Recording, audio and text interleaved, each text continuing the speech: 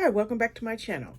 This book review is for A Quiet Retreat by Kiersten Modglin, and it releases on October 31st, which is Halloween. So isn't it appropriate that an author would write a dark and twisty tale that releases on what is considered a darker holiday?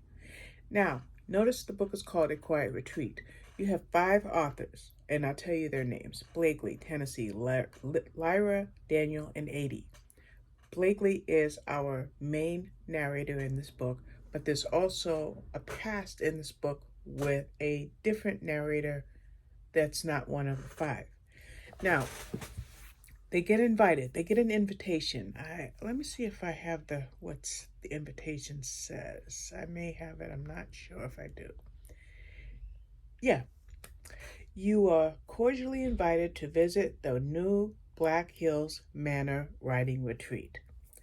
Now, a lot of times when you read a book that's dark and twisty and they go to a location to meet an objective, the location is often dark and creepy and gives you an eerie feeling. But that's not the case with this location, this Black Hills Manor Riding Retreat. In fact, it has all the amenities. They should get plenty of rest. They should eat whatever they want, drink as much as they want, and be in the company of other authors who enjoy the same craft that they do. However, things do not pan out for these mystery writers who write suspense, mystery, murder, and they're familiar with all the dark, but they don't realize that they're going to be thrust into all the dark. So what happens? Well, it starts off with, say, something being broken or something become missing, like, for example, in author notes. Or what about the odd noises that some of them hear? And then things that were undone appear to be done, like, say, those missing notes. Do they stay missing or do they turn up? Or it could be a phone, it could be whatever. Now, while all of this is going on, these authors are supposed to be, their objective is to work on their books. But instead, they find themselves right in the middle of a mystery that what else is there to do but to solve this mystery? Because if they don't solve this mystery in this special retreat, someone just may lose their lives. Now, the thing is, when you talk about a book, you don't want to give too much away. You really don't. You don't want to spoil the book for the reader who is going to pick up this book.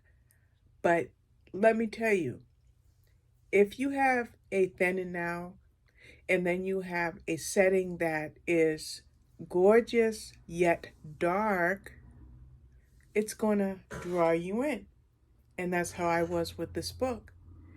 Now, you're given a lot of clues, so just imagine, like, I'm sitting in this chair and I've got a bird's eye view of this house. Just imagine an open doll house, and you can see in each room of the house. So I've got this bird's eye view of this house, of these 5 characters, and I'm getting Blakely's point of view, but I'm also getting another point of view, and you're wondering, how is it all cohesive? How will it all tie together? Now, one thing that's popular in books is a locked room situation. I'm thinking And Then There Were None by Agatha Christie, or just books where you have, say, 10 people, then you have 9, then you have 8. Your cast is being eliminated one by one. So if that's the case, what's happening with this book? And then you have an author who writes prolifically. She's a prolific author who pumps these books out so fast, but so well done. And she takes something that started off, with that really nice invitation, that really beautiful location, and turn it into something very dark. And she does this in just few hundred pages. Just a few hundred pages. So when you start to dissect the individual authors that are at the retreat, and then you have that unnamed character who's throwing in that point of view, you wonder who's pulling the strings. Who is pulling the strings? And is one of them responsible for the goings on of that location? So that's all I can say, because I can't tell you anything more because it would be a spoiler, and that's the last thing that I want to do.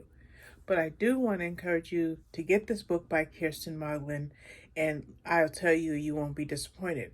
And if you see me looking down, I'm just checking. I'm pretty sure it's $5.99, but I'm trying to see if it's on Kindle Unlimited. Yes, it is. So you can get the book for $5.99. That would support the author more. But if you also if you have a Kindle Unlimited subscription, then you can just get this book with that subscription.